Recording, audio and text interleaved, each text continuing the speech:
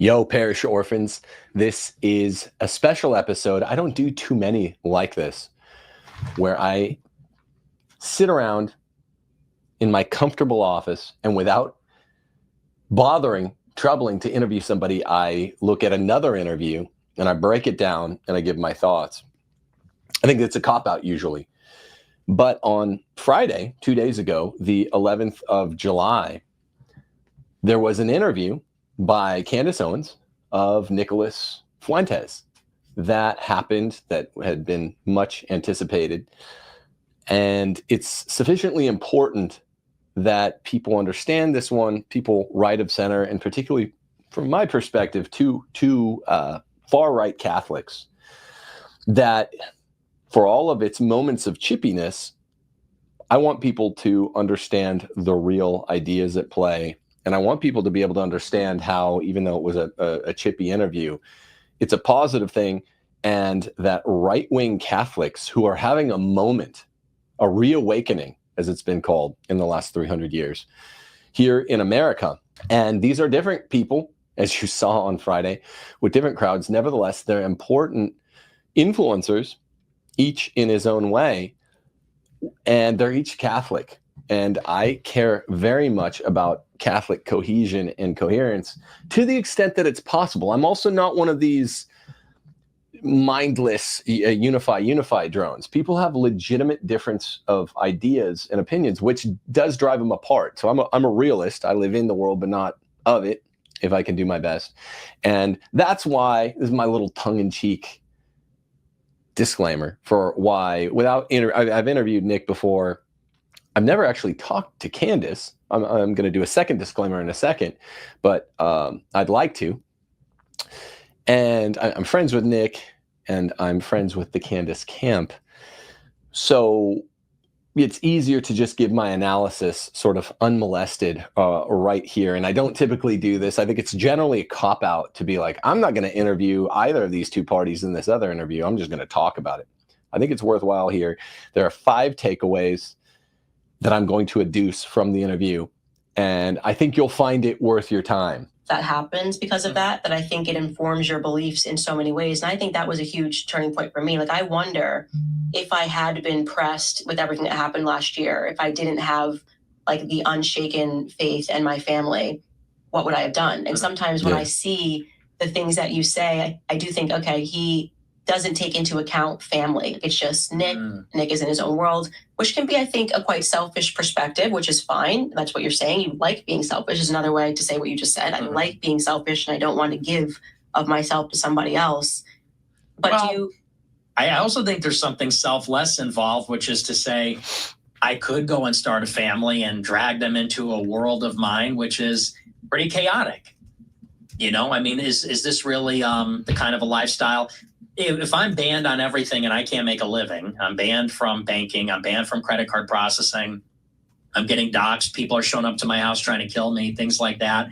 And what's more, I mean, let's also get, I also don't appreciate the lecture. You don't know me, so I know you're married, I know you're older than me, but you don't know me, you don't know my life, you don't know my situation. I don't think you're in a position to give me advice, especially as a woman, honestly. I don't think women...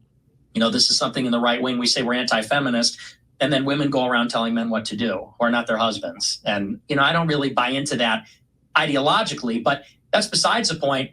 My life has been tumultuous from the very beginning. I think it ends there.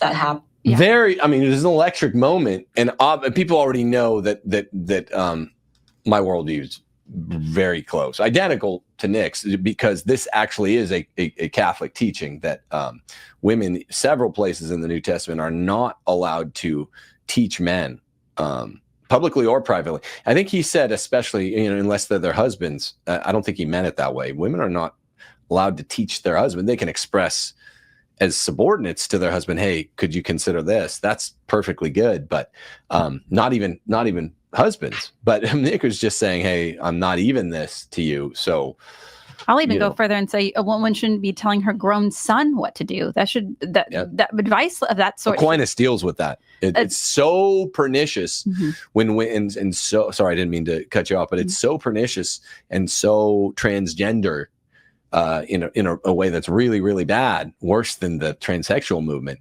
For a woman to be bossing around a man, it's so evil, and it does so many bad things at once, not just one or two, that Aquinas is like, how do mothers even teach their kids about the gospel? It shouldn't come from the dad, but even if it comes from the dad through the mom, you have to be careful, even with your really little sons. But your teenage boys, yeah, the matriarchal, matrilineal, Jewish, Talmudic thing where mothers run the family, pure evil, purely condemned all throughout the gospel, all throughout the patristics, read John Chrysostom, all throughout Aquinas, Augustine, Suarez, Bellarmine, 20th century popes. People know this is kind of our work, showing this is the worst influence in society. And so Nick's pushing back, and he's doing so respectfully. Did you want to finish what you were saying?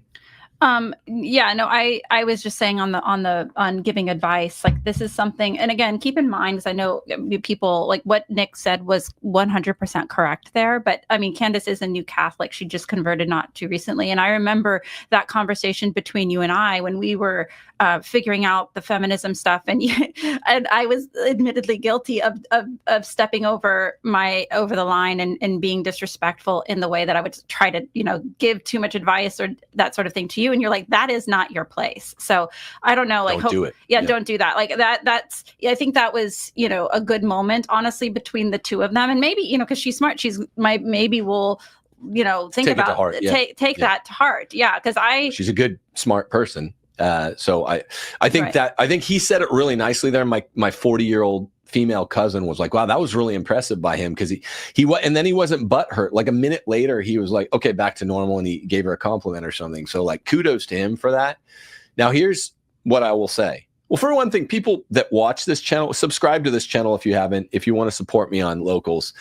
This is what I do together with help from my wife with books and streams and stuff that no other sort of Catholic first conservative does. There's the conservative first Catholic, so that's not me impugning them, but I'm known as more Catholic than conservative, whatever. It's about 50-50. That's what we do that no one else does. Like, we'll tell the truth, and like I don't want Nick or Candace's camp to be mad, because I think they're both important. They're both Catholics. I'm all for Catholics, and try to help prop them up. That's what I'm doing. But at the same time that I don't want either side to be mad, which is sincere. I don't want George to text me and be like, yo, what's up? Or Nick or the fucking Groypers bothering me. I have my own problems, man. I gotta get a hernia surgery in a fucking week. I'm a hypochondriac. I'm afraid if I have to go to the doctor or whatever. Forgive us, Zoomers. I don't need more problem, but I don't care enough, because I'm going to tell you the truth no matter what anyway. So marriage is inherently very personal. I remember when dick-faced Catholics were mad at Jay Dyer and jumping on the fact that his wife and he didn't have any kids. I was like, whoa, what are you doing right now? Do you actually want to be this large a dick face and do this with Jay Dyer? And that was around the time we'd kind of just become friends. He was like, thanks, man. I was like, yeah, you don't have to thank me. Do not attack someone in their marriage. And Nick Fuentes was absolutely not attacking her in her marriage, but she knows his generic views. I don't mean generic badly. I mean genus-based views, which are quasi-condemnatory of a mixed marriage, and that's personal. And so they went into that first, and she hung in there. She's a woman, so she seemed like she took it a little more personal. But then she's like, okay, well, generically speaking, let's zoom out and be more generic about marriage. And then specifically, I'm going to tend to the generic. I'm going to call you out, Nick, and say, well, what about marriage writ large? Because you're coming up to 30. What's up? And that's what evinced that comment from him. And it became much, much more about sex differences, which do matter very much, than about race differences, and it shifted. So they each were talking about marriage in a way that was probably, if we're being fully honest, somewhat offensive to the other. But neither of them were saying things that were strictly speaking wrong. So Candace was saying, hey, we're both, here's the point. And I'm not presuming to give advice to either party, same as I didn't but it's not a sin. So I'm not thinking about with worry for Candace or George's soul, like being in an interracial marriage. It's really, really clear. It's not a sin. Nick was really clear about that. Right. I'm not worried about Nick's soul that he's not married. But if we're talking about, but what about the rule and the exception and normativity and all that? It is, I guess, fair. Well, let me say it this way. In terms of self-awareness, like Candace probably knew the interracial marriage thing was going to come with Nicholas J. Fuentes, and it did. And she hung in there. He hung in there. He totally hung in there when the opposite. He's, on the south end of 20s toward 30. And this is going to come up. There are two sacramental paths that are vocational. There are only two sacraments that count as vocations. It's if you're not a priest, you're supposed to have kids. And the telos, the point of marriage is procreation. Nick knows all this. He doesn't need me to lecture him. He doesn't need a woman to lecture him. And he articulated that ably without getting overly hurt. But on the other hand, I would say, like, hey, if you're going to make me kind of self-conscious, self-aware, I'll bring it up this way. It felt a bit like a girl move when she did it, but it was also, and girls, he is right. That is sort of an absolute bedrock principle. Women are not supposed to be lecturing or teaching men. But at the same time, she did it in such a way where it's like, oh, okay, she made him plainly aware and everyone out there plainly aware. Like, she shouldn't have been giving him advice, but like, marriage is personal for you too. So I would just say that it was kind of each of them were made to be publicly self-aware, maybe slightly not shamed, because neither of them has to actually be shamed for what the other person brought up. But it's almost like it was an interesting moment. I would say the big point for takeaway 4, after saying all that about how personal marriage is that there is this absolute mandate in all throughout Scripture, all throughout the Church Fathers, all throughout even the Catechism of Trent. Women must never presume to teach men. That's why even when Steph comes on the podcast, she says, I'm only addressing the women. I would never presume to teach men. If men want to watch this with their women, that's fine, but I'm not teaching to you. That is like a hard and fast doctrine of the faith. St. Paul says it so many times. It's implied by Jesus about the priesthood.